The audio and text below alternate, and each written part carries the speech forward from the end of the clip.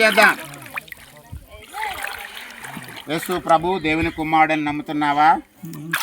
ఆయన మానవుడిగా ఈ లోకానికి వచ్చారని నమ్ముతున్నావా? మన కోసము కలువరి సిలువలో శ్రమపడి ప్రాణం పెట్టారని నమ్ముతున్నావా? మన కోసమే ఆయన మరణించి 3వ దినాన తిరిగి లేచారని నమ్ముతున్నావా? మన కోసం ఆయన పరలోకమునికి ఎక్కి 2వ రాకల్లో తిరిగి మనం తీసుకుని వెళ్ళటానికి రాబోతున్నారని నమ్ముతున్నావా? మరి ఎన్ని శ్రమలు వచ్చినా, బాధలు వచ్చినా, శోధనలు వచ్చినా దేవునిలో రక్షణలో నువ్వు నిలబడతావా? మరణం వరకు నమ్మకంగా ఉండి జీవకిరీటం పొందుకుంటావా? దేవుడిని మాటలు విని ఉన్నాడు. దేవుడిని సాక్ష్యాన్ని దీవించునుగాక. ఆమేన్. నువ్వు నిష్ఠపూర్వకంగా తీసుకుంటున్నావా? ఎవరన్నా నిన్ను బలవంతంగా తీసుకోమన్నారా? చాలా సంతోషమండి. బిడ్డ ఇచ్చిన సాక్ష్యాన్ని బట్టి, దేవుడు నాకు ఇచ్చిన అభిషేకాన్ని బట్టి ఈయనకి నేను యేసయ్య నామములో బాప్తిస్మం ఇస్తున్నాను. ప్రార్థన చేద్దాం.